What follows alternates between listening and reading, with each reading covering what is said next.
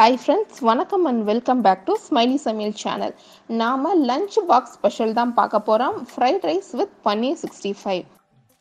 இப்போ pan நல்லா heat பண்ணிக்கோங்க. 2 செம்பு அளவுக்கு நான் தண்ணீர் நான் சேர்த்திருக்கேன். தண்ணி நல்லா சூடானதுக்கு அப்புறம் ரெசிபிக்கு உப்பு சேர்த்துக்கிறோம். ஒரு 1/2 ஸ்பூன் அளவுக்கு உப்பு சேர்த்துக்கோங்க. 1 ஸ்பூன் அளவுக்கு எண்ணெய். நல்லா தண்ணி ஹீட் ஆனதுக்கு அப்புறம் பாஸ்மதி ரைஸ் சேர்த்துக்கலாம். பாஸ்மதி ரைஸை வாஷ் பண்ணிட்டு ஒரு 1/4 மணி நேரம் நான் அப்படியே வச்சுட்டேன். அதுக்கப்புறம் தான் நான் இப்போ சேர்க்க போகிறேன். ரைஸை சேர்த்து நல்லா மிக்ஸ் பண்ணி விடுங்க. தண்ணி நல்லா பாயில் ஆக ஆரம்பிக்கணும்.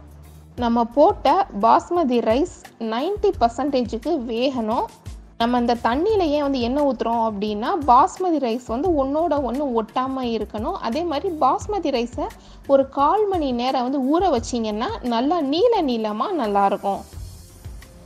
இந்த பாஸ்மதி ரைஸ் வேகிறதுக்கும் ரொம்ப ஈஸியாக வெந்துடும். ஒரு 1/4 மணி நேரத்துக்கு நல்லா ஊற போட்டிங்கன்னா நீளமாக நல்லா வெந்துடும்.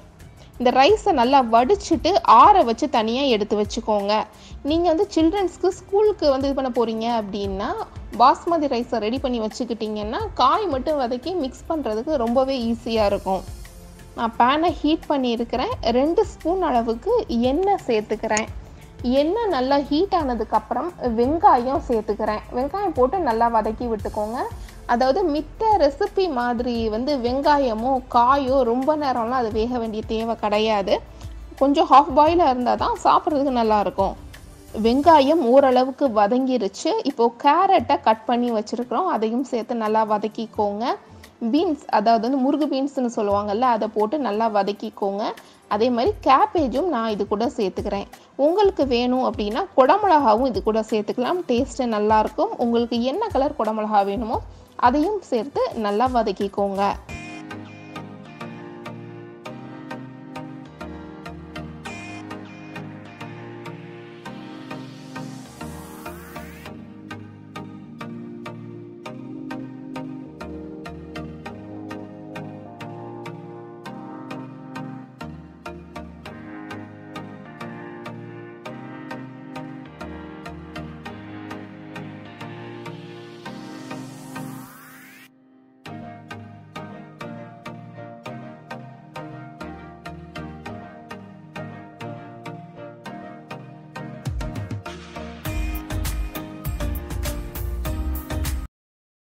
நம்ம சேர்த்த காய்கறிகள் எல்லாமே ஒரு 50%லிருந்து 60% வெந்தால் போதுமானது.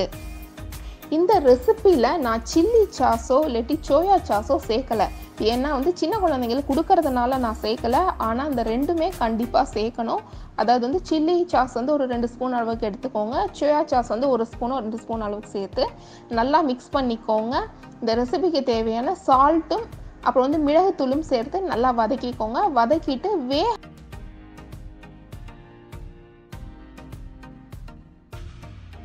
வச்ச ரைஸோட சேர்த்து நல்லா மிக்ஸ் பண்ணி விட்டு சிம்ல ஒரு 5 நிமிஷம் வச்சு கொத்தமல்லி தலை தூவி இறங்குனீங்கனாவே சூப்பராக ஃப்ரைட் ரைஸ் ரெடி ஆகிடும். அதே மாதிரி நீங்கள் மேலே தூவுறதுக்கு வெங்காயத்தாள் வச்சுருந்தீங்கன்னா மெயினாக அதை போடுங்க. டேஸ்ட் வைஸ் ரொம்ப நல்லாயிருக்கும்.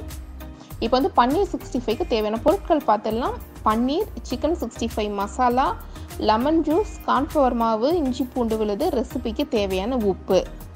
இப்போ பன்னீரை கட் பண்ணி ஒரு பவுலில் வச்சுருக்கிறேன். ரெசிபிக்கு தேவையான உப்பு நம்ம இதில் சேர்த்துக்கலாம். சிக்கன் 65 மசாலா 1 ஸ்பூன் அளவுக்கு நான் சேர்த்துக்கிறேன். இஞ்சி பூண்டு விழுது 1 ஸ்பூன், கார்ன்ஃப்ளவர் மாவு 2 ஸ்பூன். இதெல்லாம் போட்டு நல்லா மிக்ஸ் பண்ணி வச்சுருங்க. இது எல்லாமே 1/2 மணி நேரத்துக்கு மேரினேட் ஆகி இருக்கட்டும். அப்படின்னா தான் பொரிக்கும் போது நல்லாயிருக்கும். பேனை ஹீட் பண்ணிக்கோங்க. ஆயில் சூடானதுக்கப்புறம் இந்த பன்னீரை போட்டு நல்லா திருப்பி விட்டு கொஞ்சம் கோல்டன் ப்ரௌன் கலர் வந்த உடனே இறக்கிடுங்க. நான் இதை ஷாலோ ஃப்ரை தான் பண்ணுறேன். டீப் ஃப்ரை பண்ணலை. சாஃப்டாக இருந்தால் தான் பன்னீர் நல்லாயிருக்கும் அப்படின்றதுக்காக ஷாலோ ஃப்ரை பண்ணியிருக்கேன். இப்போ ஃப்ரை ரைஸும் ரெடி ஆகிடுச்சு. அதே மாதிரி பன்னீர் 65யும் ரெடி ஆகிடுச்சு. லஞ்ச் பாக்ஸ்க்கு நீங்களும் உங்கள் சில்ட்ரன்ஸ்க்கு ட்ரை பண்ணி பாருங்கள். தேங்க்ஸ் ஃபார் வாட்சிங்.